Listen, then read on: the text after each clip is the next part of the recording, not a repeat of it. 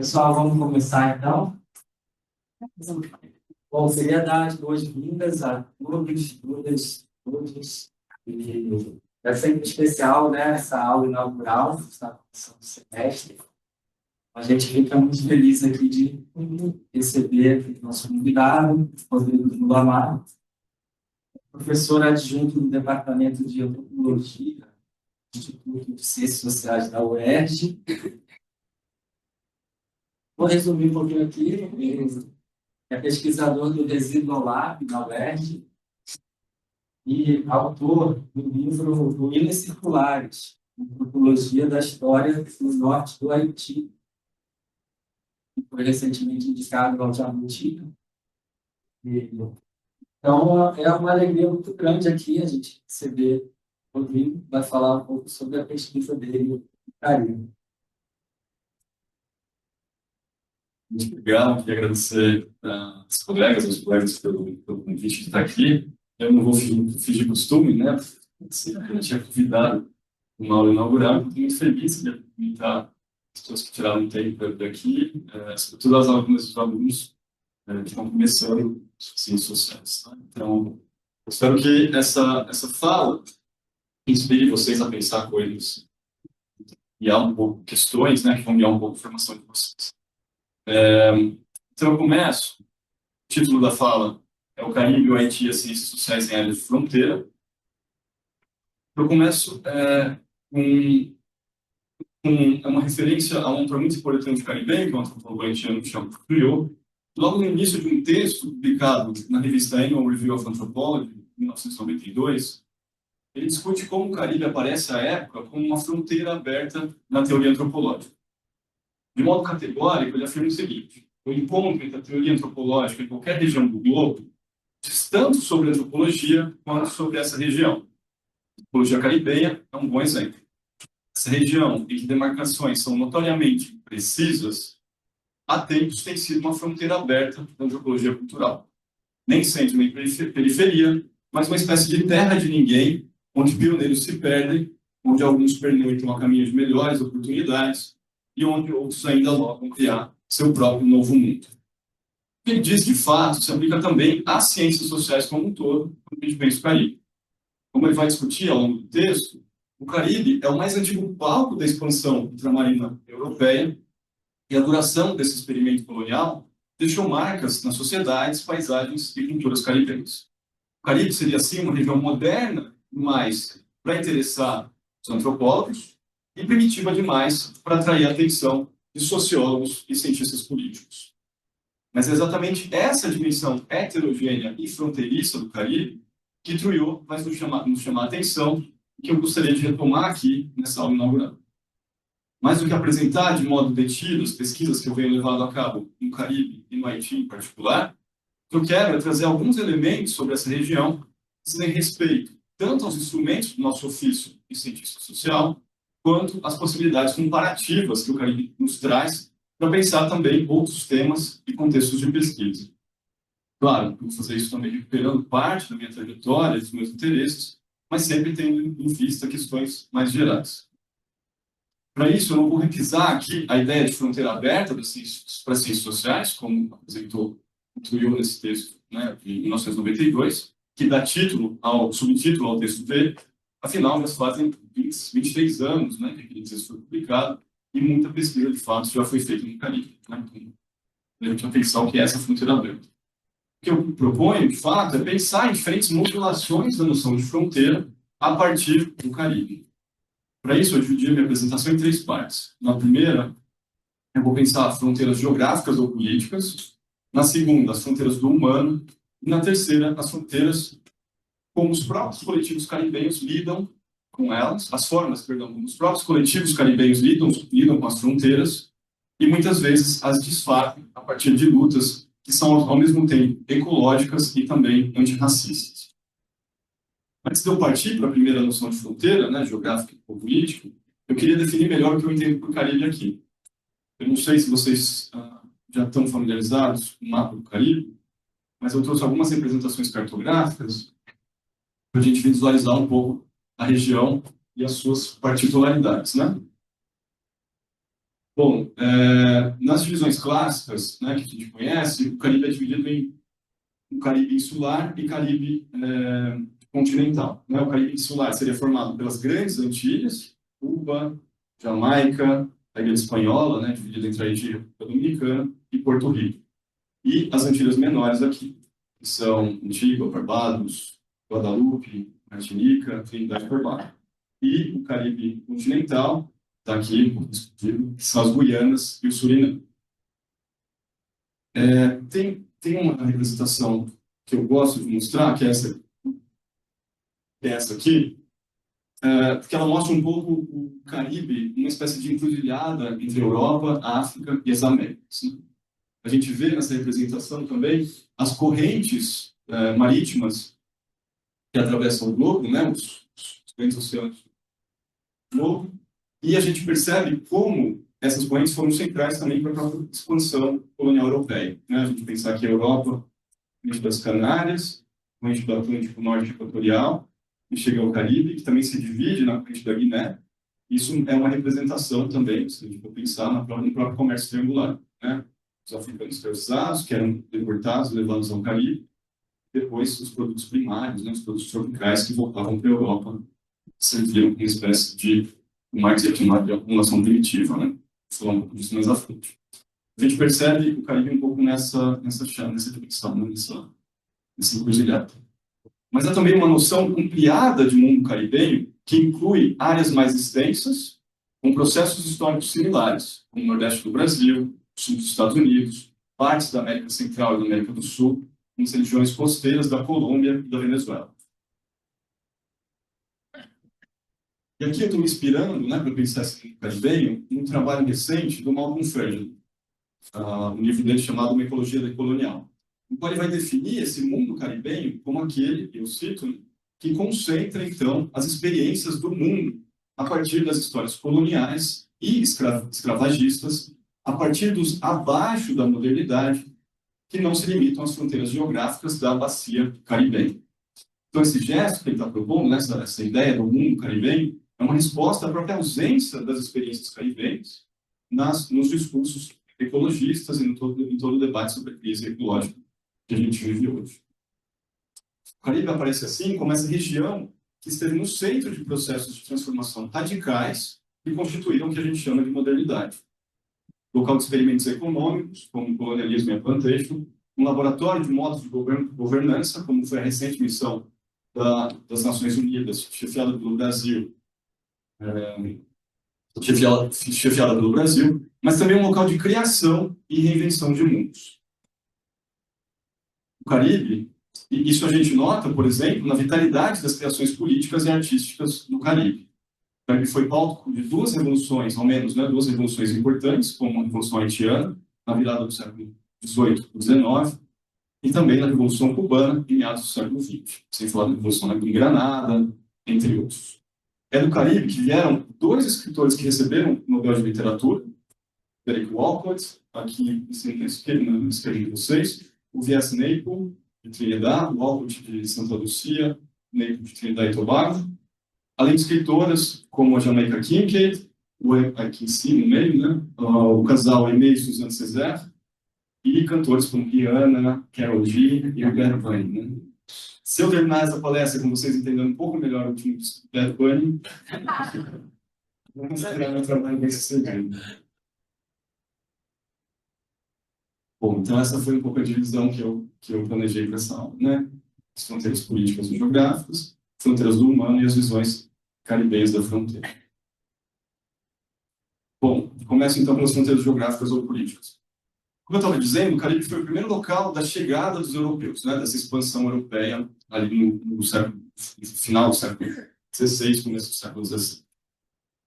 E foi esse local que se estabeleceu primeiro como uma espécie de fronteira para essa expansão. Né? O Caribe forneceu o espaço material e simbólico para que a Europa criasse uma imagem de si e do outro selvagem. O contato foi uma área, então, de contato com uma alteridade radical, no caso dos indígenas, né? Mas que logo essa alteridade foi subsumida à lógica colonial, que buscava transformar tudo aquilo que via em mercadoria. Né? Então, a montagem do sistema colonial se deu particularmente com o estabelecimento de grandes fazendas destinadas à produção de bens tropicais, conhecidas como plantations, né? O que gerou um lucro imenso para a Europa e que, posteriormente, esse lucro, né, inclui também o próprio tráfico de escravos como uma fonte de lucro. Isso é uma discussão interessante na economia, que é exatamente bom, como rentável era a escravidão negra. E o Caribe foi se constituindo ao longo dos séculos também como com essa fronteira de expansão colonial e de disputa entre os impérios, né? Então, se a gente for pensar que foi ao longo do século XVI, XVII, XVIII, você tem uma montagem, uma disputa por esses territórios que também, logicamente, vão também buscando suas independências, seus processos de rebelião.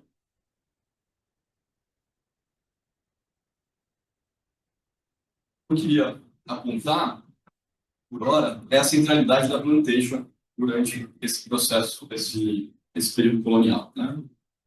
Alguns autores vão apontar que, de fato, eu acho que essa imagem é bem emblemática, de fato, a plantation, né, o engenho, a fazenda de cana-de-açúcar, particularmente, mas também de outros produtos tropicais, ela funcionou como uma espécie de indústria antes da indústria. Essa imagem, eu acho que ela sintetiza um pouco esse ordenamento do trabalho, né, da mão de obra, que vai cortando cana num ritmo específico, né, numa linha, etc., que se a gente for comparar com imagens do período da Revolução Industrial, a gente vê uma espécie de paralelo, né? Aqui é o uso de mão de obra infantil, por exemplo, durante o período da Revolução Industrial no Reino Unido. Aqui também uma outra imagem que eu acho que sintetiza um pouco essa ideia, né, dessa modernidade antes do moderno, do qual o Caribe é o grande exemplo, né, é exemplar. A gente pode ver um engenho, né, em Cuba, no caso. A foto anterior é de Antigua, tá, uma colônia inglesa. E aqui é Cuba, uma colônia, uma das mais rentáveis colônias, uma mais rentável que a gente tem, colônias do Império Espanhol, né? E aqui a gente vê, né, essa espécie de aproximação, né, entre o engenho, as chaminés, né, o trem a vapor dentro dessa fazenda. E aqui também, para a gente pensar comparativamente, uma paisagem industrial de carvão mineral também no Reino Unido, né? Bom, então, esses experimentos econômicos, né, como a plantation, depois vão pautar a própria Revolução Industrial na Europa. Eles não são só o palco daquilo que o Marx chamava de uma acumulação primitiva, né, mas também eles realizam, eles antecipam uma dimensão técnica de organização do trabalho, de percepção do tempo. Isso vai levar autores como Sidney Mintz, Sylvia Wynter, a pensar os africanos escravizados como, de fato, os primeiros sujeitos da modernidade, né? Aqueles que têm consciência de si a partir de um lugar específico, em uma ordem em qual a divisão do trabalho era central. Essa divisão do trabalho, depois, ela vai ser também racializada, né? Então, tem autores que vão apontar de que modo a plantation é também uma máquina de fabricação da raça. Avançando um pouco, sempre, e ainda pensando nessas fronteiras políticas, a gente pode falar de novas disputas por controle da região caribenha, né? Já não mais aquela da exploração econômica e territorial, propriamente dita da plantation, né? Mas de um Caribe que serve como laboratório para experimentos de governo e controle populacional. Esse foi o caso da missão das Nações Unidas para a estabilização do Haiti, que durou de 2004 a 2017, como eu mencionei há pouco, foi chefiado pelo Exército Brasileiro. Então a gente percebe, né, que, por exemplo, umas coisas que se anunciavam durante a missão, né, era pelos generais, comandantes, era que aquilo que estava sendo testado nas periferias, favelas do Haiti, seria aplicado posteriormente no Brasil, né? A gente viu no pedido da intervenção, por exemplo, no Rio de Janeiro, como muitos generais que participaram da própria do Haiti vieram para cá também intervir, controlar supostamente essas populações insurgentes das favelas, né? E claro que essa experiência da missão no Haiti também teve impacto na política nacional, né? A gente tem que pensar que, pós 84, o exército brasileiro estava extremamente descentralizado, né? Você não tinha nada que unificasse aquele corpo de soldados, comandantes, etc., etc., enquanto uma experiência coletiva, né? Então, Haiti serviu para isso e serviu também como uma espécie de politização do exército. Eles começaram a ocupar mais cargos dentro do executivo, dentro do Estado, o que levou diretamente também à própria ascensão do bolsonarismo. O dado importante nessa história é que dos 11 dos 13 generais que participaram do governo Bolsonaro haviam passado pelo Haiti. Deles, né, o atual governador do estado de São Paulo. E esses legados, né, dessa presença brasileira, ela tem sido discutida, e é uma presença também não só brasileira, evidentemente, a ministério é formada por contingentes de exércitos de vários lugares, né, eles tinham uma ideia também de uma espécie de sul-sul, né, então tinha contingentes da Argentina, do Chile, da Jordânia, e você tem uma série de denúncias, né, que partem de advogados haitianos contra a missão, que pedem formas de reparação. Tem casos relatados de estupro, de filhos que foram deixados para trás, e violências também as mais diversas. Então, esses casos, né, esses legados, ainda precisam ser estudados, investigados, e também, em certo sentido, pensados a partir de formas de reparação. Curioso, quando a gente pensa também a MINUSTAH, é que você tem o princípio da intervenção da própria ONU, que é o princípio de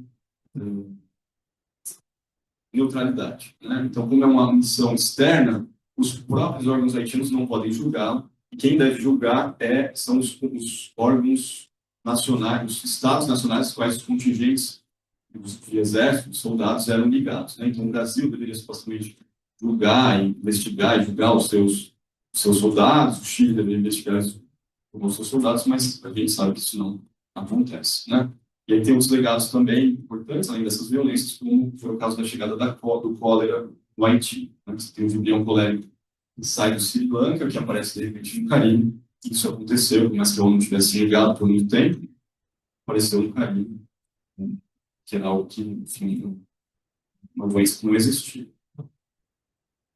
A gente percebe, né, por esses exemplos, o modo como o Caribe foi e continua sendo uma fronteira política para projetos de exploração e controle, que posteriormente são também difundidos em outras partes do globo.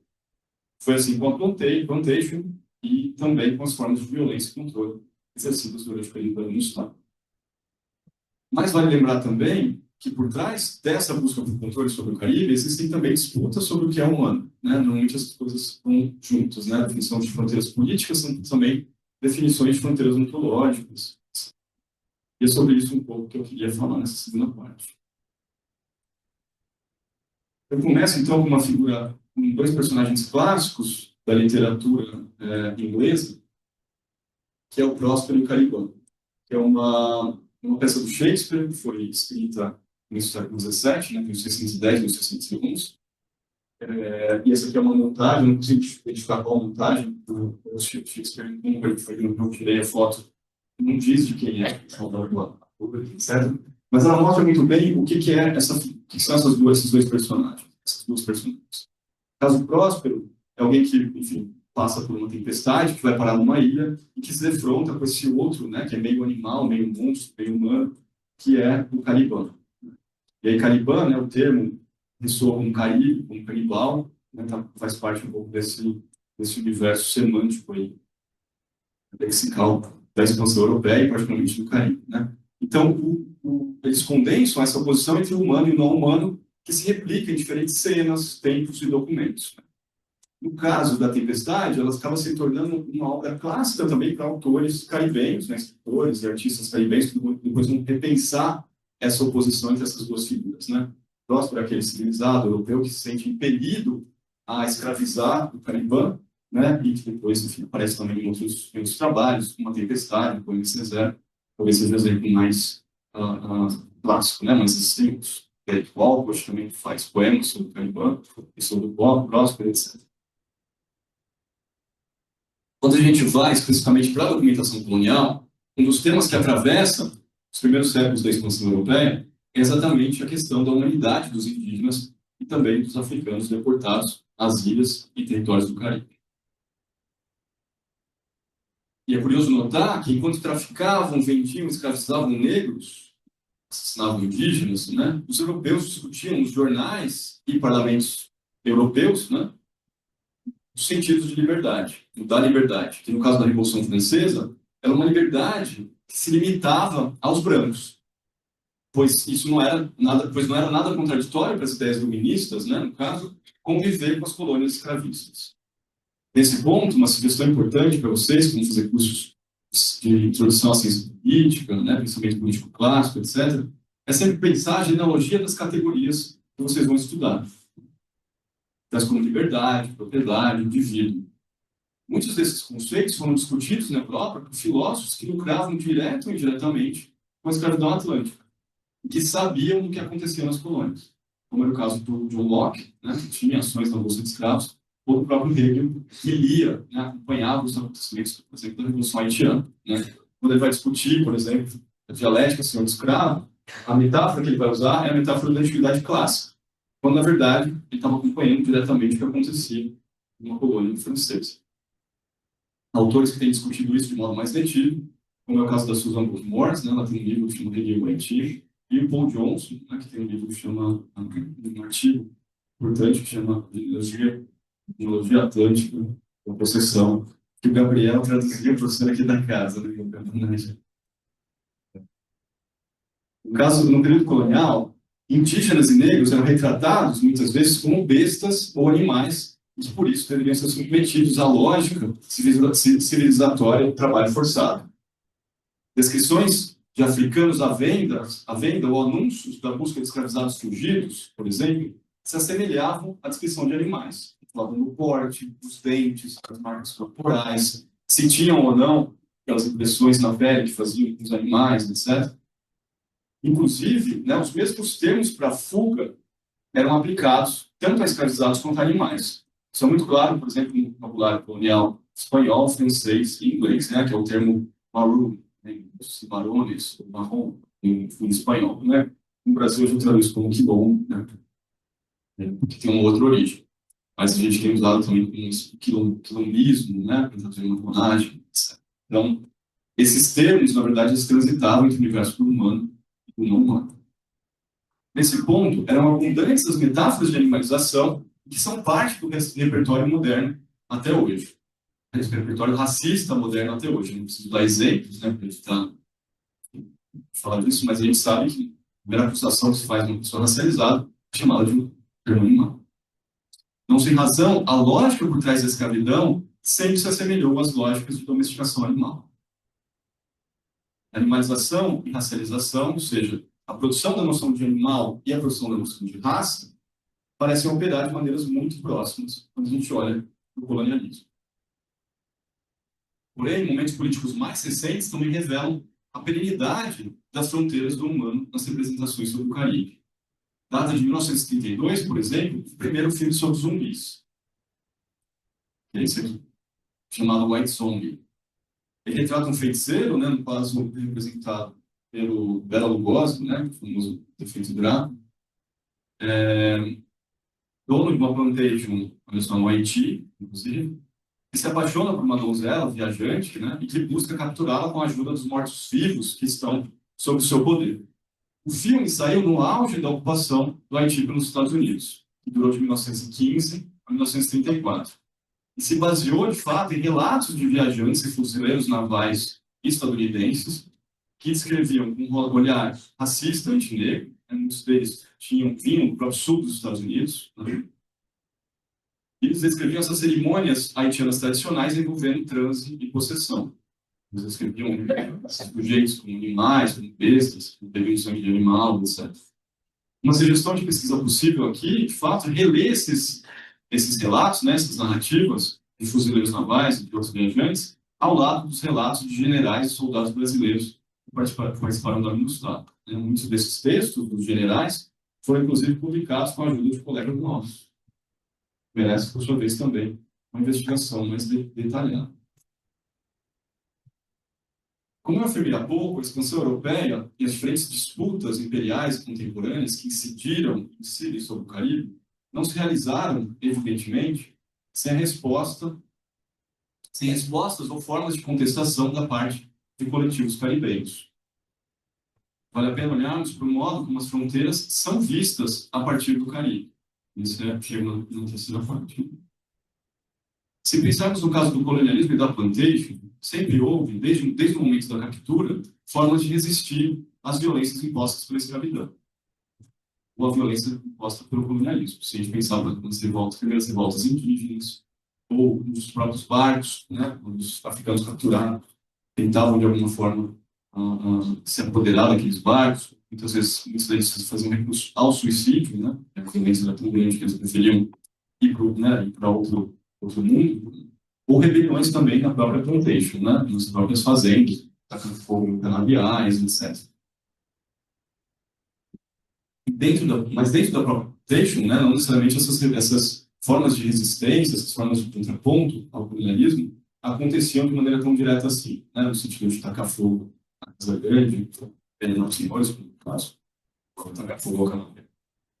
Havia formas de contornar o trabalho forçado, mesmo que de modo provisório, como era o caso dos terrenos de provisão. Eu trouxe uma imagem aqui. Né? Se a gente pensar o que era a montagem da plantation, né, da fazenda escravista, era muito mais rentável para um senhor de escravos garantir 2 ou 3 dias de trabalho dentro de hortas e terrenos de criação animal para os escravizados produzirem seu próprio alimento, do que eles saírem e comprarem um alimento para alimentar aqueles escravizados. Então, nisso, você tem a montagem da plantation também como uma espécie de indústria que se autossustenta. Né? Os escravizados produziam seus próprios alimentos nos terrenos de provisão e trabalhavam os outros dias da semana no canavial, na café ou em outras plantações. Né? E nisso eles conseguiam experimentar, mesmo que de modo provisório, uma espécie de autonomia, né? Nessa interação com essas hortas, esses terrenos de provisão. Dentro da própria plantation, assim, existiam brechas que possibilitavam alguma experiência de autonomia, mesmo a violência do trabalho forçado. A gente vê nessa representação, por exemplo, a moenda, né, de cana aqui, e aqui a senzala. Uma representação, claro, muito esquemática, né? Mas a gente vê as espécies que eram de importância central para os escravizados. Né? Aqui o inhame, por exemplo, a banana, mas também a batata doce, entre outros. Então a gente percebe que esses espaços eram espaços de produção da vida, né? De produção de outros mundos para além da violência colonial. E a gente percebe que nesse espaço também floresciam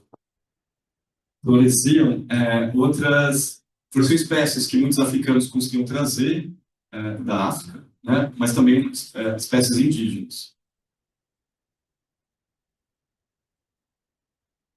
No caso do Haiti, particularmente, penso muito mais, durante o período colonial, as primeiras revoltas, né, no final do século XVIII, que levariam, posteriormente, ao que a gente conhece hoje, Revolução Haitiana, buscavam, de fato, mais dias de trabalho nesses jardins e terrenos de criação animal. Né? Eram muito poucos representados, vale dizer, a presença de animais nesses espaços, né? Mas era possível, né? Animais de pequeno porte, como porcos e aves. Então, a liberdade que buscavam esses haitianos, que depois, né, em São Domingos, colonial, como era conhecida na colônia francesa, essa liberdade que buscavam, simplesmente eles conseguiram alcançar. Querem que eu fale assim? Sim? Não.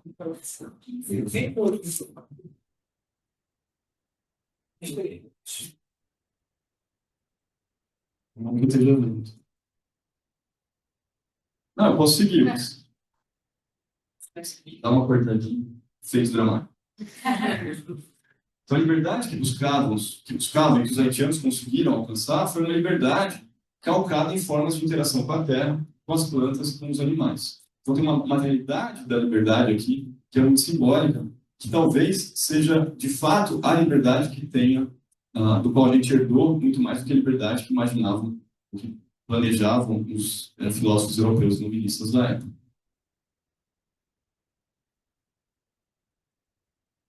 E essa formulação de liberdade foi muito mais radical, inclusive, do que aquilo que se veiculava na época, né? Porque ela é, de fato, muito mais universal do que a que fora proposta pelos europeus.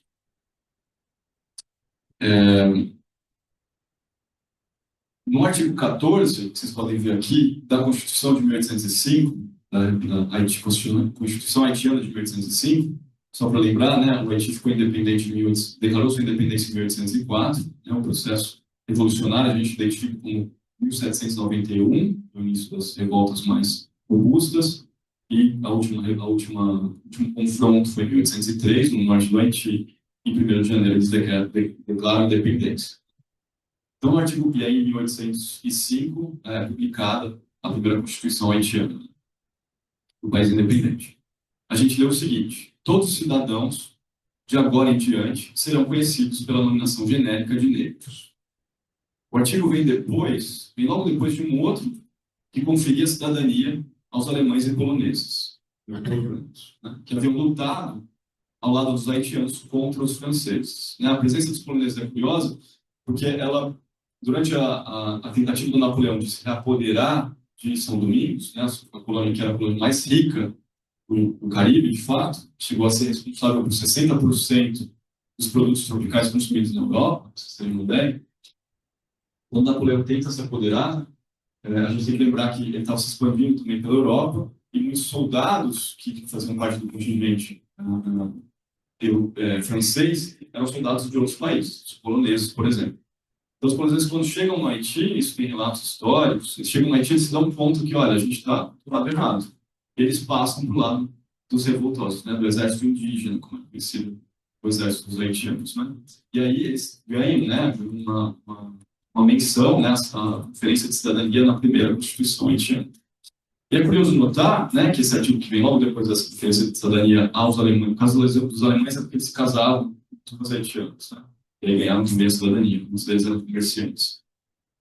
Então, enquanto a ideia de liberdade europeia conseguia conviver com a escravidão negra, o que conferia uma cor específica à ideia de cidadão, né, na época, a ideia de negro no Haiti, por sua vez, era radicalmente humana, porque ela não era pautada por essas fronteiras raciais. Né? Então, você tem uma ideia de liberdade, uma ideia de negritude, que é muito mais universal do que era à época a ideia de cidadania, de liberdade, etc., veiculada, promovida pelos europeus. Né? Então, a ideia de negro aqui, a gente pode conversar, é uma ideia também não racializada. Ainda sobre as fronteiras do humano, é notável como muitos coletivos caribenhos vivendo no Caribe ou em outros países têm nos fornecido alternativas ecológicas à crise planetária que a gente está vivendo. Esse é o caso, por exemplo, dos jardins crioulos, muitos deles comunitários, que ocupam áreas periféricas de cidades, grandes cidades ao redor do mundo. Né? Eu tenho olhado de modo mais detido para essas formas de produção de novas tecnologias por migrantes haitianos na República Dominicana, né, particularmente, mas também no Brasil. Um pouco antes de eu me mudar para o Rio, em março de 2022, eu morava em Campinas, e uma vez, passeando com minha cachorra pelo bairro, me chamou a atenção o jardim de uma casa logo na esquina da rua onde eu morava. Era uma casa recuada no terreno, e a frente formava um quintal relativamente pequeno, mas onde havia um conjunto de espécies vegetais bastante impressionante. É um espaço compacto, mas muito verde. Eu havia plantado pés de feijão-bambu, milho, girimum, batata doce, além de flores como hibisco e ervas aromáticas. Eu conheci os seus moradores, né, como o senhor Luciano, um haitiano que havia se mudado para Campinas fazia alguns meses, junto com seu filho e sua neta. Além disso, era comum ver outros migrantes haitianos que ficavam naquela casa, na sua casa, por algumas temporadas, né, por um período de tempo, até arrumarem um trabalho, uma moradia fixa mais próxima do seu trabalho. Eventualmente se mudavam, e conseguiram trabalhar em algum outro lugar. Eu tenho trabalhado já há algum tempo, né, alguns anos, com camponeses que vivem nas montanhas do norte do Haiti. E todo aquele cenário, o jardim em frente à casa, né, do senhor Luciano, me pareceu bastante familiar. Aqui eu trago alguns exemplos, né? Isso aqui é do Haiti.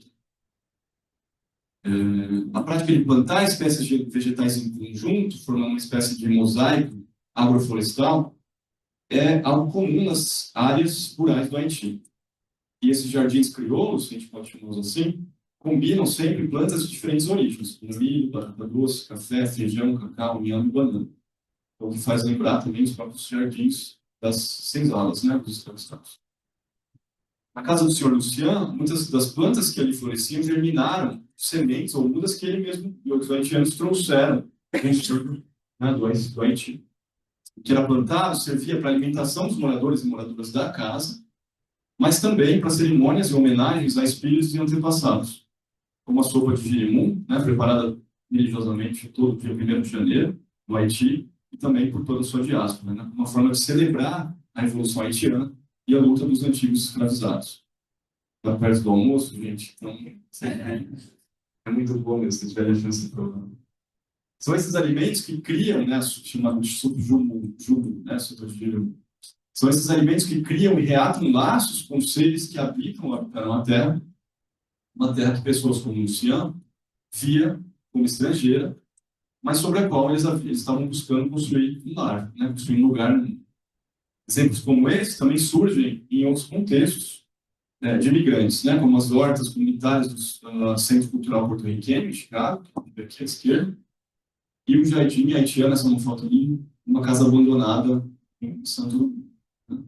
Aqui, por exemplo, quando eu visitei o Centro Cultural Porto-Riquenho, eles trazem, por exemplo, uma série de plantas de Porto Rico para fazer temperos, etc. Tem um cuidado muito grande para as pessoas terem acesso essas espécies de esses temperos, né? E aí, no caso aqui, a gente vê uma mistura de espécies, né? Quiabo, no caso, mas também batata doce, mais para cá também tinha um pequeno bananal. Bom, se a gente for para outro universo, campo das artes no Caribe, chama a atenção a forma como muitos autores e autoras interpelaram essa aproximação entre animalização e racialização que marca o colonialismo, fornecendo alternativas radicais, muitas delas pautadas em aproximações com o universo vegetal. E aqui eu queria fazer referência ao trabalho do colega, que é o antropólogo Júlio Goiatá, né, que tem destacado uma profusão, que tem, né, identificado uma profusão de metáforas vegetais na literatura caribenha, que revela uma imaginação poética e política que supera esse bestiário colonial. Esse é o caso, por exemplo, da alegoria do homem-planta, como a Júlia discutiu no trabalho dela, discutida por Suzanne Césaire, e também das raízes, folhas e frutos que aparecem em textos como o Diário de Vitor no País Natal, por Aimé Césaire, né, um texto clássico desse surrealismo caribenho, que aparece, né, uma série de referências, metáforas desse universo vegetal no Caribe. Só para ficar com um exemplo, que eu acho em uma viagem a Martinique, em 2005, a socióloga das Ilhas da União, Françoise Vergès, encontra Aimé Césaire e nos conta de um passeio que ela realizou, o intelectual e político martinicano, na cidade de Fort-de-France. Ao passarem perto da cidade colonial, de uma cidade colonial destruída, por uma erupção vulcânica em 1902, o Césaire pede para os dois pararem e Françoise Vergès escreve o seguinte relato. De repente, Césaire fez sinal para que parasse em uma curva onde uma magnífica suma-uma estendia seus galhos. A erupção de 1902 havia calcinado seu tronco e deram-na como perdida. Entretanto, 50 anos depois, apareceram brotos, e desde então não parou de se desenvolver. Césaire vinha com frequência admirar essa árvore de mais de um século de idade. Ela não somente tinha sobrevivido a uma catástrofe, mas também exemplificava, por sua renovação, o desdém da natureza pelas catástrofes. Césaire amava esses locais aos quais ia sonhar, escrever fragmentos de poemas, sonhar principalmente. As árvores são aqui parte da poesia e da vida do Césaire. Elas inspiram novos mundos e proporcionam sonhos que se contrapõem justamente às figuras bestiais, racializadas, que povoam o imaginário do Ocidente. Então, para concluir, gente, assim, prestar atenção a essas outras ecologias, seus repertórios poéticos, suas formas de habitar a Terra, muitas delas extremamente ambíguas também, nos permite, de fato, criar novas alianças e superar a separação clássica, né, entre lutas antirracistas e lutas ecológicas. A partir de experiências históricas e contemporâneas, sejam elas políticas ou ecológicas, abrem-se novos caminhos em direção a outros futuros.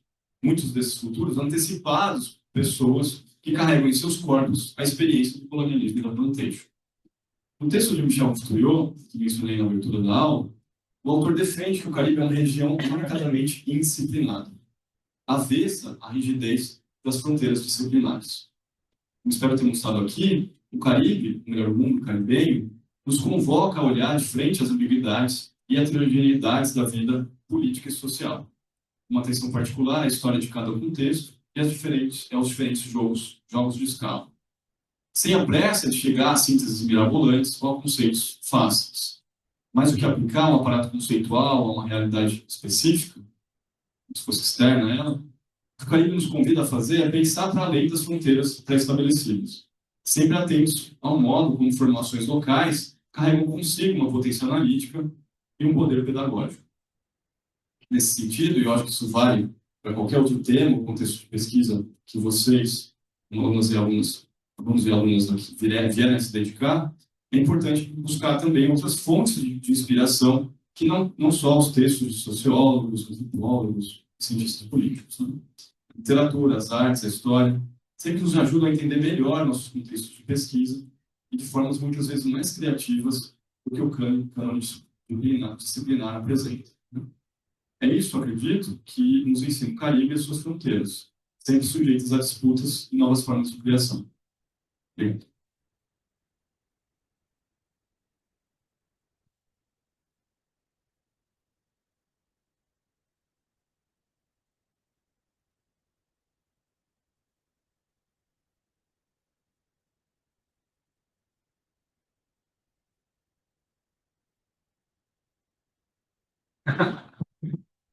Bom, pessoal, vou organizar aqui. A gente vai abrir então para perguntas. É, talvez fazer assim, 3 em 3, assim. Ah, querem fazer perguntas? André, Gabriel, Fernando, vamos começar com essas 3? Começando por mim. Microfone. Microfone para ele estar transmitindo. Bem, bom dia. Sou André Gomes, sou professor do Departamento de Ciências Sociais, né, recém-chegado. Obrigado aí pelas contribuições, me fez pensar um pouquinho. Queria que você falasse um pouquinho mais.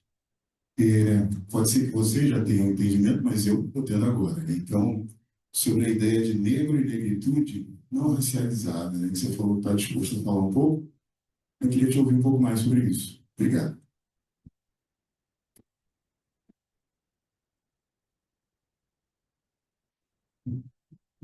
Olá, eu sou o Fernando, queria agradecer, sou professor do departamento também, a sua excelente exposição. Eu tenho uma pergunta mais com relação às referências teóricas. O Edward Said, o trabalho dele sobre o orientalismo, é uma referência para você na forma como ele sobrepõe diversos tipos de fronteiras políticas, ontológicas, simbólicas, e mostra como a construção substancialista de um Oriente, que na verdade é uma alteridade construída a partir das relações do poder, do cinema, da literatura, né, para conferir os contornos identitários de um pretenso Ocidente, e ele está olhando para o leste, né? Me parece que você está olhando para o oeste, e aí eu fiquei confuso se é oeste, se é o sul, né, ou implicação disso, mas se o país é uma inspiração e onde você se aproxima e você eventualmente se distancia do trabalho dele.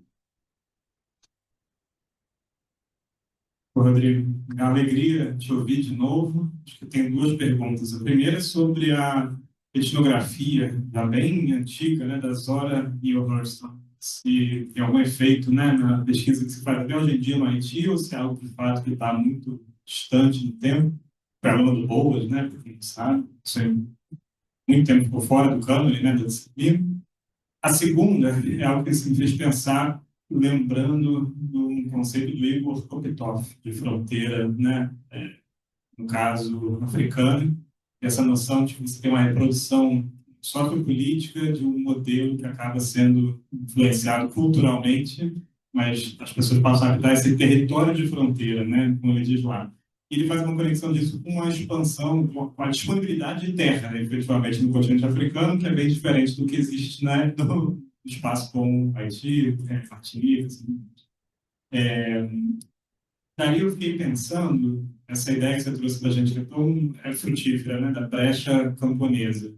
Você fala sobre processos aí que são de hibridização de plantas, a gente tem uma miscigenação étnica e também haveria um correlato cultural, conceitual disso que transformaria também a relação, né, desses espaços fronteiriços, dessas brechas. Não sei se dá para pensar nesse sentido. Obrigado.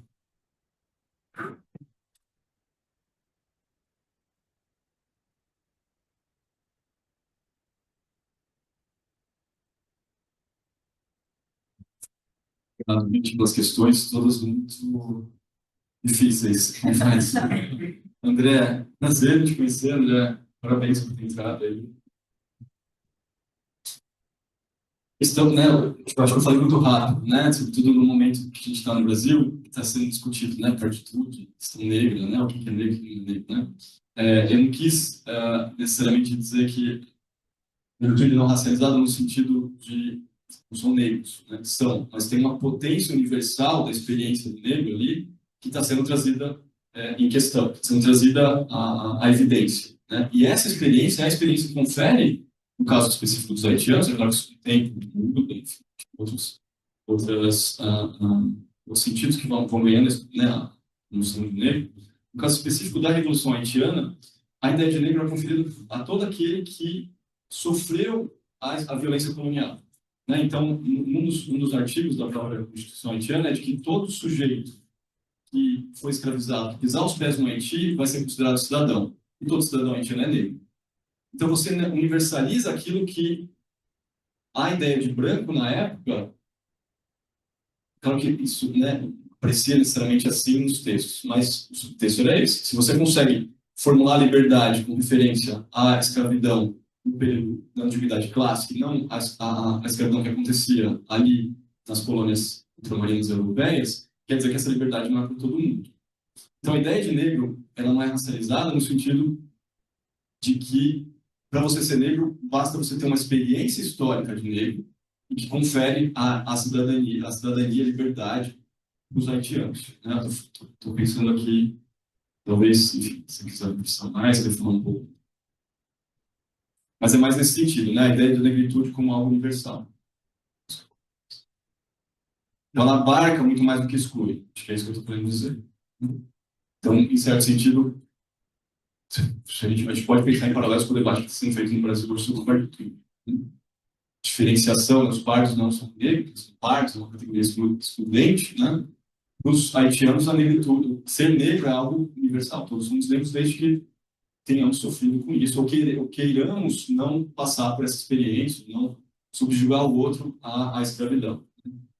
Explorar o trabalho do outro, desumanizá-los, etc. Então tem um potencial aqui de universalização que a ideia de branquitude nunca conseguiu, nunca vai conseguir se implicar, né? Não sei se vou pensar mais depois. Fernando, obrigado. O site, assim, para mim, é uma referência muito importante, especificamente, não acabei mencionando isso, mas também para os próprios, ele foi uma grande inspiração para os próprios autores caribenhos também. O que o Trio vai dizer, às vezes mais ou menos, de maneira mais ou menos indireta, não tão explícita assim, é que aquilo que o Said identifica para o Oriente aconteceu anteriormente, ou de alguma forma mais ou menos contemporânea, com o Caribe. O Caribe foi, de fato, o primeiro palco da expansão colonial. Né? Então, essa ideia do espelho invertido, etc., que o Said vai discutir no corpus literário, artístico, orientalista, o Said, o Tuyo e os autores, o próprio Sidney Mintz, vão tentar pensar a partir do Caribe também. Claro, a gente pode ficar pensando, bom, quem veio primeiro, né, etc., mas acho que são processos concorrentes, sobretudo se a gente pensa que a expansão europeia veio depois da expulsão dos mouros, né? Então, tem ali uma alteridade próxima, se a gente pode chamar assim, que depois, né, vai sendo também, vai estar incorporando outros tipos de alteridade, como da expansão colonial, né? Então, com certeza tem muito saído disso. E aí, enfim, né, também não falei aqui, mas pode pensar, né, dessa experiência colonial, dessa descolonização que a gente vê com a experiência colonial, o que aconteceu no tempo de Gaza. Uma das primeiras coisas que a gente viu no discurso do Estado de Israel, né, dos governantes e do exército, era a tentativa de desumanizar aqueles sujeitos, né? Os palestinos são animais humanos, é o que a gente vê até hoje, né? Terrorista, o próprio termo terrorista também tem uma etimologia interessante para a gente pensar nisso. Tem paralelos aqui que está acontecendo que eu acho que vale a pena a gente refletir de maneira mais objetiva, né? Gabriel, a Zora, ela tem, claro, ela está sendo discutida e tem um papel muito importante nos antropólogos e antropólogas negras na retomada do trabalho dela, nos Estados Unidos também, aqui no Brasil, mas em outros contextos. Ela tem, eu sou um grande especialista, eu li a coisa dela, sabe dela, vai no Haiti, né? Mas muito interessado também e aí, que é um pouco a leitura que eu posso fazer, olhar esses trabalhos também como uma documentação histórica, né? São relatos sobre um momento específico que a pessoa está vivendo. E, claro, ela tem rendimentos muito interessantes, né? O próprio trânsito dela pela literatura, né? Pela etnografia, eu acho que mostra, é muito inspirador para a gente pensar formas de escrita mais engajada, certo sentido, né? Então, ela sim é uma referência importante, está sendo lida. Mas tem outras também, né? Só para mencionar. Também a gente tem uma aluna, a Suzanne Conré-Sylvain, ela foi aluna do Malinowski, uma haitiana, casada com um francês, e ela fez pesquisa em Kensworth, que é na região montanhosa, do lado dos arredores de Porto Príncipe. E ela tem um texto, uma etnografia maravilhosa sobre isso, prefácio do próprio Malinowski. Então, tem um conjunto de autoras, sobretudo negras, que estão sendo recuperadas, né, e que têm sido recuperadas do trabalho desses colegas negros, né? Clough. Aí é um trabalho a ser feito, que eu não consegui fazer, que é comparar um pouco essa dimensão, né? Você falou muito bem, a expansão da fronteira tem a ver com a disponibilidade de terra, os argumentos dele, né? Eu acho que a gente precisa pensar comparativamente o que são essas fronteiras caribenhas, né? E ele está pensando uma coisa muito interessante quando ele fala da dimensão sociopolítica. Como é que fronteiras locais também são espelhadas e produzem fronteiras coloniais, né? Essas coisas também têm um caminho de comum. Então, sempre é só uma imposição, né? É sempre uma lente. E a brecha camponesa é interessante a gente pensar, porque esse termo foi proposto, quem cursou história já ouviu, né? Um tema clássico no Brasil também, por autores como o Flávio Gomes, mas também o Flávio Cardoso, que se inspiram, curiosamente, no trabalho de um autor polonês que estudou a Revolução Haitiana. Tadeusz Lepkowski, que é um trabalho escrito na década dos 30, que ele propõe a ideia de brecha camponesa. É um trabalho que foi publicado na década de 60, 70, pela Casa das Américas, não foi traduzido para o espanhol, em que ele vai olhando para Haiti e pensar essa ideia de que esses escravizados né, agiam no meio das brechas, né, dessa brecha camponesa. E aí a ideia de miscigenação, não sei se faz tanto sentido, aí a gente precisa pensar. Né? No Caribe tem uma discussão clássica, que é a reação do Sidney Mintz, do Richard Price, ao debate sobre continuidades africanas, né, como se tudo, aquela coisa rescoviziana, né, os africanismos, né, tinha uma agenda de pesquisa que era tentar entender nas populações afro-americanas o que eram traços africanos, né, que se encontravam também uma espécie de vestígio, resquício, que não foi aculturado, né, essa ideia substantiva de cultura. E a reação deles a isso, né, a esses que propagavam essa ideia de africanismos, era bom, não, que foi recriada, e a ideia de criolização, né, que é diferente também da ideia de sincretismo, né, é uma síntese, não é algo novo necessariamente que surge, mas é uma recombinação também hierárquica, né, desses elementos. Né? Então, enfim, isso é um debate super atual, porque tem gente que está retomando também, né, de forma muito, historiadores de forma muito competente, por exemplo, o fato de que a Revolução Haitiana foi também uma Revolução Africana.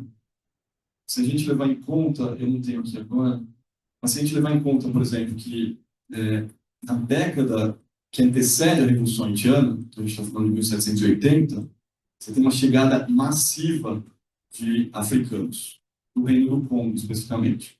Então, assim, se você ver o gráfico, assim, voltar, né? 1780. E, com o início da Revolução Haitiana, acaba o tráfico Atlântico, né? Chegada, pelo menos, desses africanos que aí vão se destinar a outros lugares do Brasil. Só que essa chegada massiva de africanos do Congo, especificamente, vai trazer pessoas que eram soldados das guerras civis do Congo. Então, muitos deles traziam táticas de guerra que foram centrais para a própria Revolução Haitiana. O trabalho do Thornton, né? Sou um sujeito, sou um súdito do rei do Congo, né? O texto dele, já clássico, acho que tem tradução do português. Ele vai mostrar, por exemplo, como essas estratégias de guerrilha foram centrais para a própria Revolução Haitiana. Né? Então, tem uma coisa aí interessante para a gente pensar também que são essas continuidades. Né? Então, enfim, um debate que ainda está... Né? Mas que, assim, olhando para as espécies, para as plantas, a gente consegue ver também, para os animais, né? A gente consegue ver também outras formas, outros processos de priorização, com certeza. Mas também outras formas de repensar, né? De reviver aquilo que essas pessoas viveram. E aí, um outro tema que conecta com a questão do André, sobre isso especificamente, é que tem um autor haitiano, que é o Jean Casimiro, ele vai dizer que, ao falar sobre a ideia de negro como cidadão, você está apagando também, não só, você está universalizando a negritude, mas também apagando a diferença étnica entre os africanos. Então, como se aquilo que o Triot também discute em outros trabalhos dele, que é, por exemplo, os diferentes projetos da Revolução Haitiana, ela acabou sendo alguns mais radicais do que acabou se projetando, se realizando nos iniciais, nas décadas iniciais do Estado haitiano independente. Muitos projetos muito mais radicais vinham da mão de africanos, né, congoleses ou boçais, como eram chamados. Né? Então, a ideia de negro também, em certo sentido, apaga essa diversidade africana. É um tema aí para pensar que ainda está sendo discutido.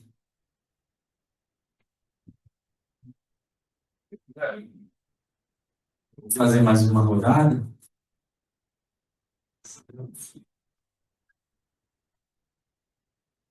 Te obrigar a ir até lá, né? Rodrigo, obrigado aí. Pergunta bem rápida e talvez difícil. O que você, com as suas pesquisas, como é que as suas pesquisas ajudam a pensar o Brasil? Partir do Caribe.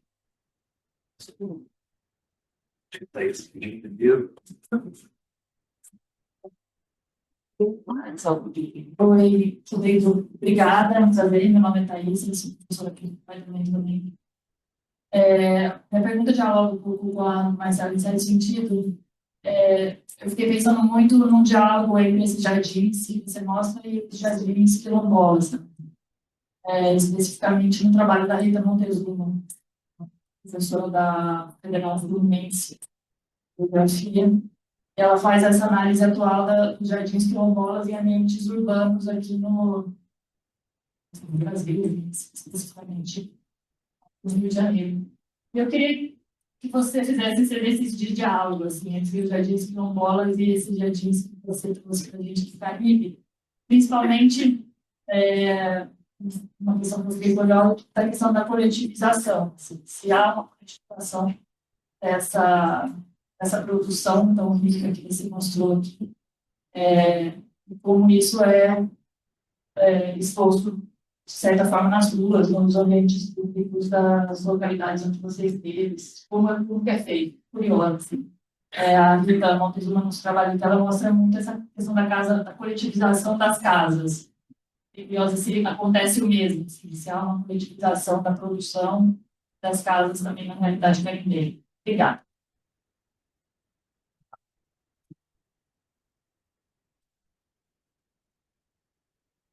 Tati,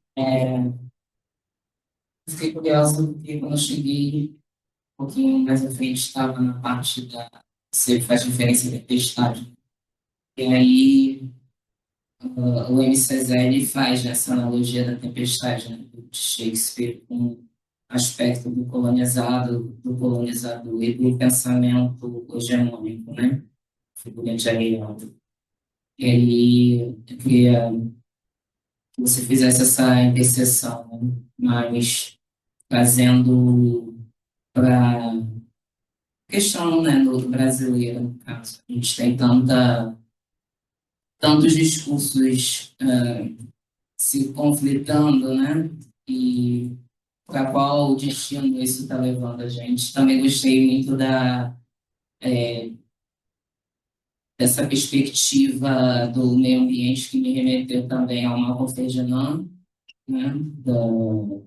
Que fala muito sobre a questão do antropoceno, a questão de que todos nós, independente da etnia ou da classe social, todos nós estamos no porão do navio negreiro indo para um ponto de não retorno, porque a gente não se vê enquanto coletividade.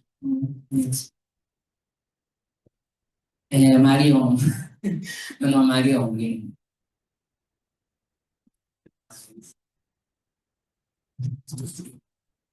Bom, Rodrigo, muito obrigada. Primeiro, a minha fala de agradecimento, eu acho que tudo que eu ouvi de bom a seu respeito se confirmou aqui.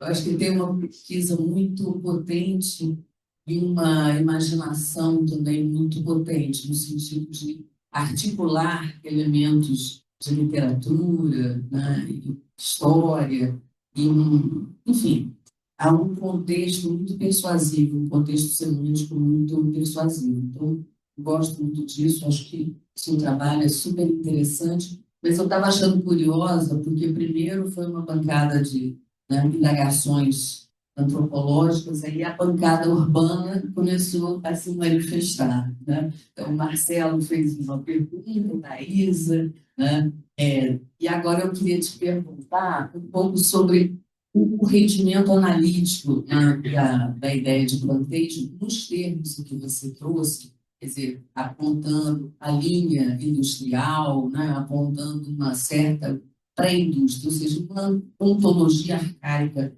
da indústria. Né?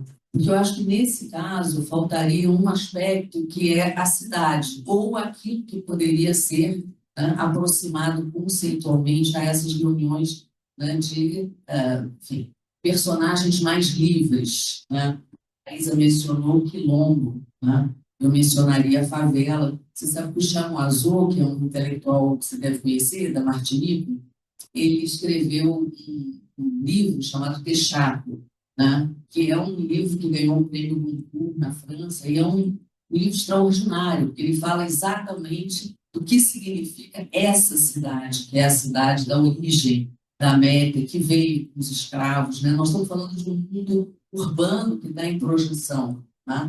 Então, eu fiquei balançada, né? Como é que plantation e essa cidade originária se conjugam. Né? Não estou querendo diminuir o efeito da ideia de plantation, mas eu queria saber do rendimento analítico. Porque o rendimento analítico de favela, nos termos em que o Chamo Azul coloca, né, é um rendimento muito visível.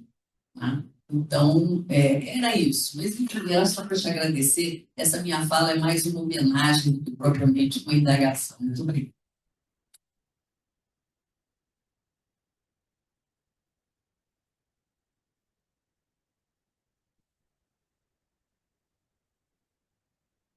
Eu vou aproveitar, então, só para fazer mais uma pergunta. Então, eu ia te pedir, para falar um pouquinho mais sobre esse imaginário dos zumbis. Você falou rápido, mas eu acho que é um tema super interessante, né? E dialoga também com a questão da animalidade, né? Porque a categoria do animal, parece, na modernidade, se aproximar de alguma forma a essa ideia que é o animal máquina, o animal mobilizado, né, como assim, recurso, força de trabalho e tal, é uma categoria que se refere a isso, né, tipo, usando a dimensão de humanidade, a agência, com isso, e que parece com a figura do zumbi, para mim. Acho que a figura do zumbi traduz um pouco dessa figuração da animalidade, né? Uma passagem da animalidade para a humanidade. Então, se você pudesse falar um pouco mais dessa tradição, pode me ajudar. Obrigado, gente. Mais uma rodada muito difícil, mas muito tentar responder, né? Eu vou começar com a Maria Alice, porque eu acho que ela vai me desdobrar para outras questões, né? Gostei muito, prazer estar aqui, te ouvir os colegas. Essa pergunta, uma coisa pessoal e depois uma coisa mais pessoal, científica. Eu sempre trabalhei com camponês haitiano, então a minha relação com a cidade é muito difícil, sempre foi. Então, acho que foi meio, muito, enfim, afetado por essa experiência com eles, né? Então, a universidade é sempre um peso para eles, né? Então, eu sempre... Mas, ao mesmo tempo, isso é uma coisa interessante, a cidade, para muitos camponeses haitianos, nada mais é do que uma conjunção de várias coisas juntas, né? Vai movimento, é mais cheio, é mais, né, o mercado, sobretudo, né? Que é essa coisa clássica também, que os estudos sobre campesinatos no Brasil também vão dialogar muito com os estudos sobre campesinatos no Caribe. Então, a cidade, ela me parecia, né, quando eu conversava com as pessoas, um lugar onde o movimento não para, né? Muita coisa acontece. Então, assim, não tem nada, me parece, pelo menos na experiência dos sujeitos que eu trabalhei, que confira à cidade um estatuto específico, ontologicamente distinto do campo. E aí, quando a gente olha para a plantation, quando a gente olha para a experiência desses sujeitos migrantes que vêm do campo na cidade, eles estão produzindo dentro da cidade outras ecologias também, né? Então, tem uma coisa interessante para a gente pensar, é claro, estou querendo botar por terra discussões importantes sobre a cidade, etc. Mas eu acho que tem formas de transitar, de construir a cidade, que passa exatamente por essas formas tradicionais, né, por falta de um termo melhor, né, que vem com essas populações deslocadas, né? E aí, quando a gente pensa na cidade, quem não é deslocado, né, dentro da cidade? Eu tentaria pensar um pouco nessa chave, não sei se você concorda, a gente pode pensar mais. Mas uma outra coisa que tem aparecido, aí a própria ideia de favela é interessante, o próprio termo vem de fava, né? Favela é uma planta que foi que os imigrantes nordestinos encontraram nos montes. Então tem uma origem ecológica também, tem uma origem, né, vegetal do próprio termo favela, né? E aí quando a gente pensa o que é favela exatamente, e mais do que isso, né, toda essa potência política que tem surgido no movimento do campo, de intelectuais quilombolas, pessoas que aproximam favela e floresta, favela quilombo, favela e aldeia, eu acho que isso coloca questões que, para a gente, pode soar um pouco estranho, porque acabam verificando essa divisão campo-cidade, né? Então, eu acho que uma das coisas que o Caribe provoca, e eu acho que o Chamoisot também tem uma discussão interessante sobre isso, esses trabalhos como esse Sampu, mas também em outros, exatamente pensar o que é essa cidade e quem constitui essa cidade, né? Quem são essas pessoas. E aí, o que essas pessoas estão provocando a gente a pensar, né? Para além um pouco dessas divisões, que são divisões muitas vezes disciplinares também, né? A antropologia, a sociologia da cidade, ciências sociais na cidade, ciências sociais no campo.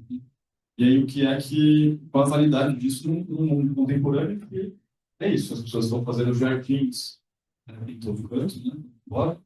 E também no campo a gente tem atravessando, né? Questões chegando, elementos chegando, né?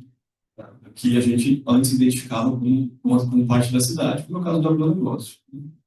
Então, essas lógicas industriais, de produção, etc. E eu acho que aí a plantation serve um pouco para pensar provocativamente, não o que é o agronegócio, eu disse, mas também o que é a indústria, fábrica, espaços urbanos, né?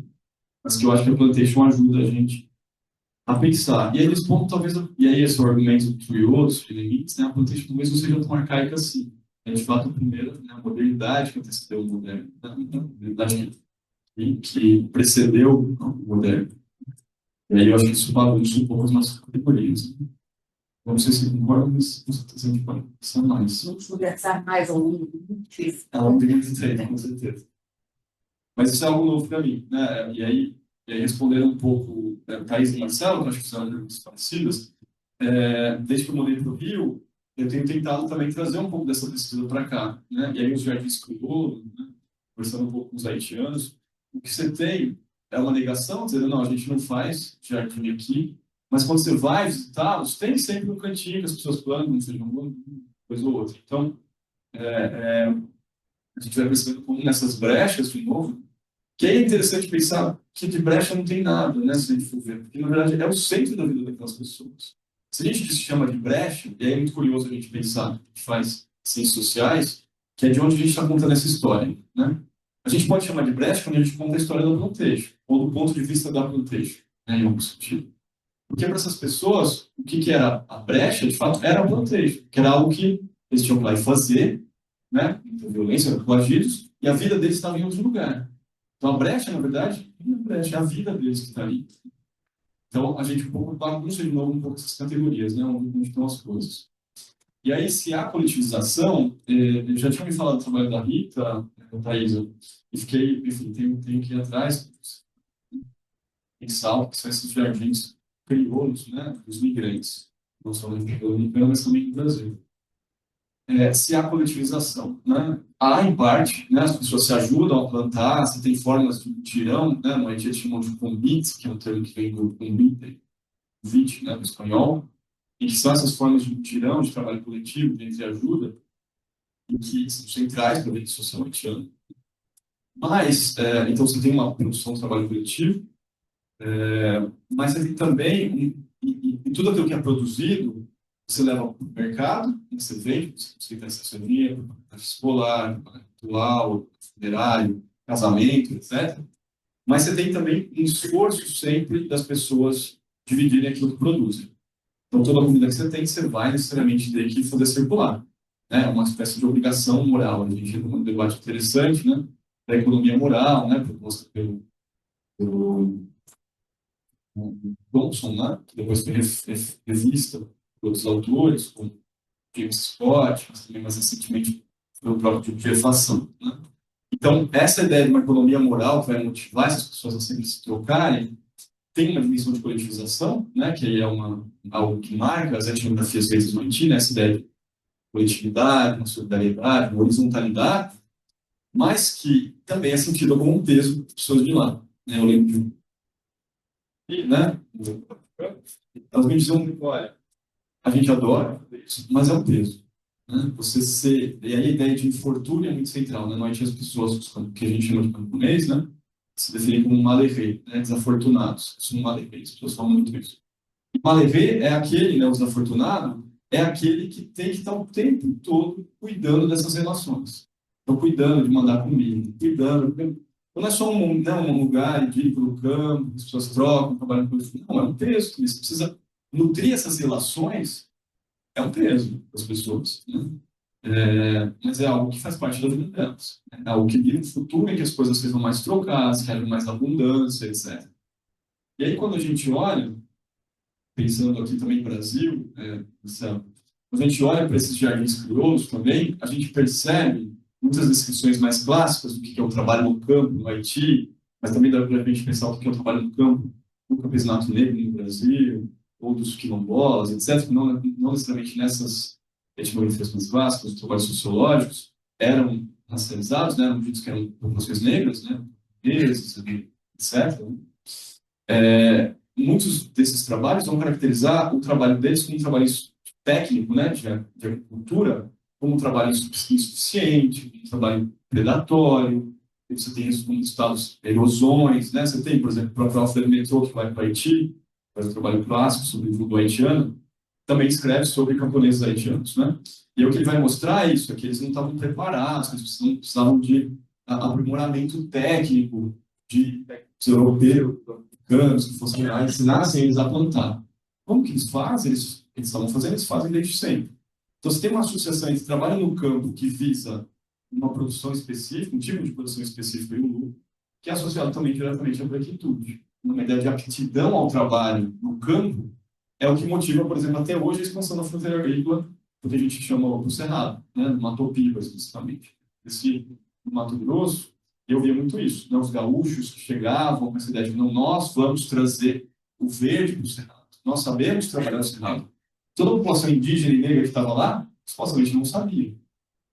Então, né, tem uma questão interessante para a gente pensar, que é o que é a relação entre trabalho e branquitude também, nesses contextos agrários, né, mas também da técnica, né, da cidade, que vão lá e vão chegar e vão trazer lá o progresso ao campo. É um outro tema que eu acho que está conversar comparativamente também Caribe e Haiti. Então, eu respondi, Thaisa e Marcelo. Marion, eu comecei um pouco com o Ferdinand também, com a definição dele de caribenho, né? Porque eu acho que exatamente ele traz uma chave para a gente pensar essa experiência negra ampliada, né? Porque antes o que você tinha era isso, né? Eu estou falando desse contexto específico, né?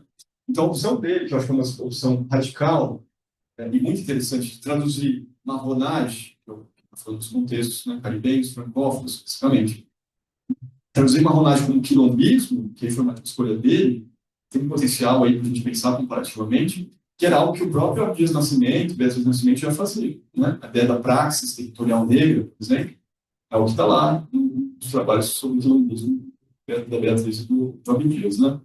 Então, tem algo que eu acho que nos toca, e que é um chamado que já está nesses intelectuais negros que agora a gente está recuperando, agora, né, nós, os brancos, mas que muitas pessoas já estavam lendo isso, já estavam produzindo sobre isso, comparativamente, criticando, etc. Mas de uma maneira muito interessante. Que agora eu acho que a gente tem que levar, agora já devia ter levado a sério, mas que agora está, tem um momento oportuno para a gente poder trazer isso para o centro, para a nossa discussão. Então, é um pouco isso. E aí, Felipe, sobre os zumbis, a gente só podia ficar falando horas aqui sobre zumbis, porque é um tema muito interessante que me interessa também particularmente. No Haiti, os amigos, pessoas que eu convivi, se chamavam de dizer que zumbis eram escravizados, escravos, mesma coisa. Para você ser zumbificado hoje, é você ser transformado em um escravo. E aí, diferente do que aquilo que o White Zombie, os relatos dos fuzileiros navais, outros filmes de zumbi, né, que chega até hoje no filme aquele das séries, né, o Walking Dead, mas também aquele outro dos fungos, né, que os zumbis Last of Us, né, esse zumbi como aquele que vai buscar comida, né, ativamente, quer matar você e tal, não vai tirar nada disso. Vai ter um zumbi, um desafortunado, né, de novo, uma pessoa que não tem consciência das suas faculdades, né? Eles falam, né, tem uma explicação cosmológica, que é a separação do corpo da alma, né? Vamos chamar de pequeno anjo e grande anjo, robonanjo. Então, seria a separação entre a sua questão física e o teu intelecto, né, o teu espírito. Então, você separa isso, e aí você captura a alma da pessoa, e a pessoa vira um zumbi. E ela vai olhar sempre para baixo, não vai olhar para você, necessariamente um zumbi que é capturado no norte, ele vai para o sul, o zumbi que é capturado no sul vai para o norte, então você não pode estar perto da sua família, se sua família te identifica, pode te dar sal, e aí você vai recuperar sua consciência e vai se enterrar de novo. O zumbi é um morto-vivo de fato, né? Tanto que, para as pessoas com quem eu trabalhei, elas tinham muito mais medo de morrer, né? Do que de ser, muito mais medo de morrer do que de ser, muito mais medo de ser transformado em zumbi do que morrer. Porque morrer você acha sua paz, né? Pode ser enterrar, acabou. Não, e ser transformado em zumbi, você vai sofrer duas vezes, né? Você vai ser morto, você vai trabalhar depois uma pessoa que não vai te dar sossego, né?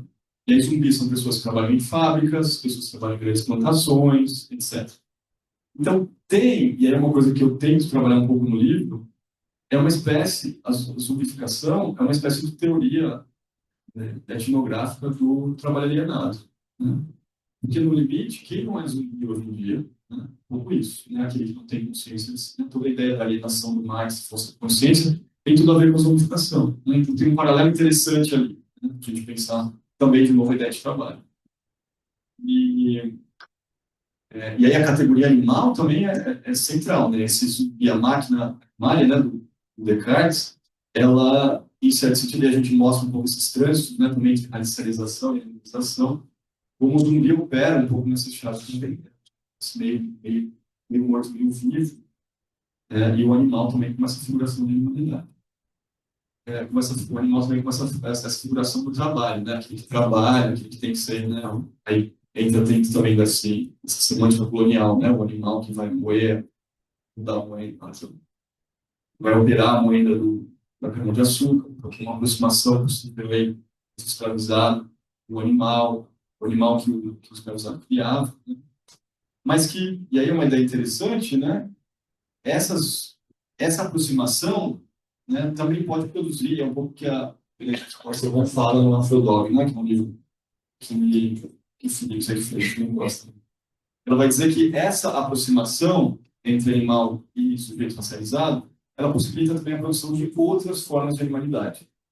Então, outras modos de se relacionar com o animal que não são só esses modos de exploração ou de os pets, né, que a gente está acostumado hoje em dia, etc. Então, nesses próprios terrenos de criação animal de escravidão, era isso que acontecia. Outras formas de domesticidade, domesticação, que não aquela que pautava a escravidão. Que a gente vê hoje em dia também, né, outras formas de interação de sujeitos racializados dos animais. Não é só bestialização. Claro que a coisa das plantas surge talvez como uma coisa mais evidente, né, nas metáforas, etc., mas também outras formas de animalização aparecem. Outras figuras animais.